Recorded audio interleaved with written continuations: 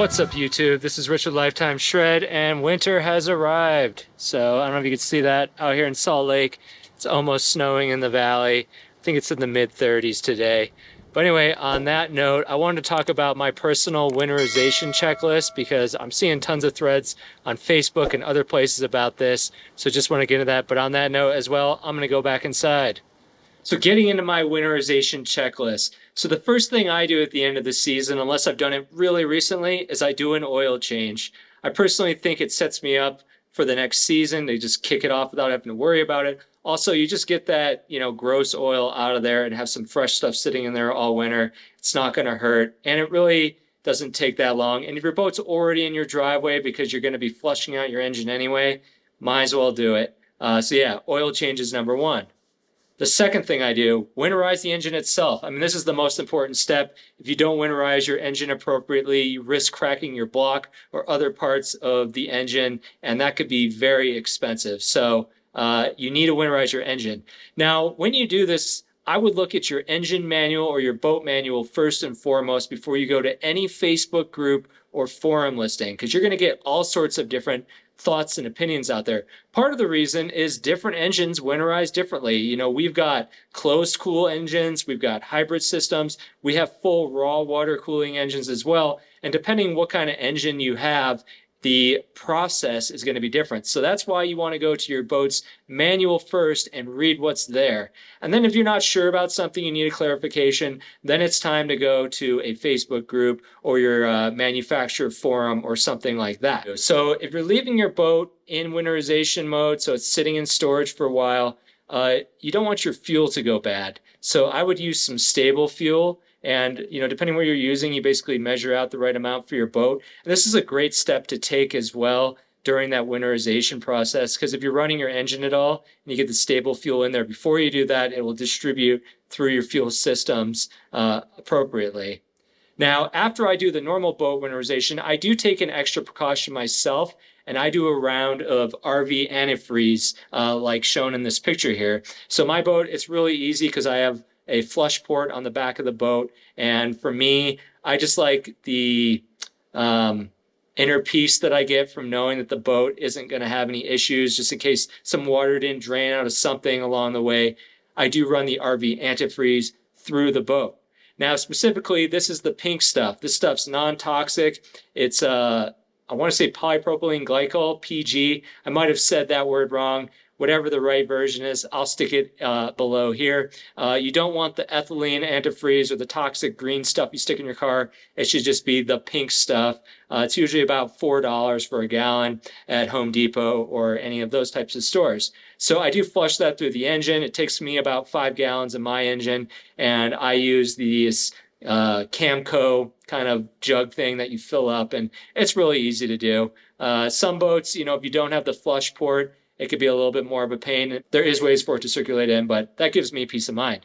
Now, the next step in my winterization process is the ballast system. A lot of people forget about the ballast system, but any system that has water in it, you're going to want to take care of that, whether that's the engine or the ballast. So for me, I take a shop vac and I suck out all the bags. I open up the lines in all the bags. I suck them out from the bag side, and then I also suck them out from the side of the boat where those the holes are that the water comes out when the ballast is full.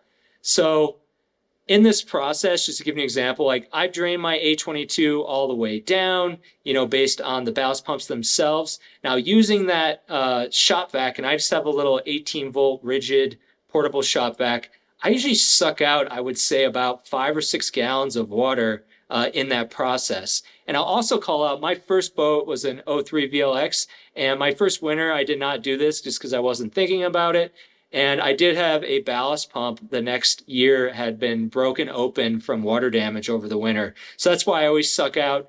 Having done this now since then, I've never had an issue ever since. So yeah, that step, take a shop vac and suck out your ballast hoses and ballast bags, or especially the hoses. This way you just know that you're not going to wake up in the spring, get out to your boat, and find out you have something you need to fix. Now, another step to winterization that I personally take, I take out my batteries. Some people will say you can leave them in as long as they're not connected. but I like to take them out. I store them in my basement where, it's a normal temperature, and I do trickle charge them a couple times throughout the winter to make sure they're in a good spot. I think this is a good idea because it does extend the life of the batteries, but also beyond that, next spring when you get out and ride, you're not surprised when you get to your boat. I know for me, I store my boat an hour north of Salt Lake and Willard Bay's up there, and I like to do my first ride or two up there of the year. And it would be such a bummer to get up there and find out I have some dead batteries. Now, the next step, and I think this isn't a must, but I think it's a good idea just to kind of leave the season on a good note, is to do some cleaning. For me, this means I go through my whole boat. I vacuum out the interior, look for those little nooks and crannies where like stuff maybe got stuck throughout the year. I also wipe down my gel coat with some boat bling, and I also do some boat bling on all my interior. Just try to get it degunked as much as possible. And then I also like to do a wax on the whole of my boat. I think waxing your gel coat on occasion is a great idea to protect it because especially the surfaces that are getting direct sunlight, that UV does impact your gel coat. So why not leave it in a great state at the end of the year? That's my winterization checklist. There might be some other items you do as well. I would just say, going back to the engine specifically, because that's the most important part, look at your manual. Make sure you know what the manual says first and foremost before going to any groups online, because ultimately the manufacturer put that in there for a reason, and I just want to make sure that you do it the right way for your engine, which could be very different from other engines out there. Anyway, I bid you adieu. Wakeboarding I think is done here in Utah for the year. Hopefully I can get out either to a trip down to Florida or Texas in December, but we'll see. If I do, I'll probably make some videos down there. I do suggest if you want, subscribe below. I do tend to kick off content in March, April when the season's starting up again. And I've had fun making content this summer and do plan to make some more next year. So anyway, happy winter, and I'll catch you later. Bye.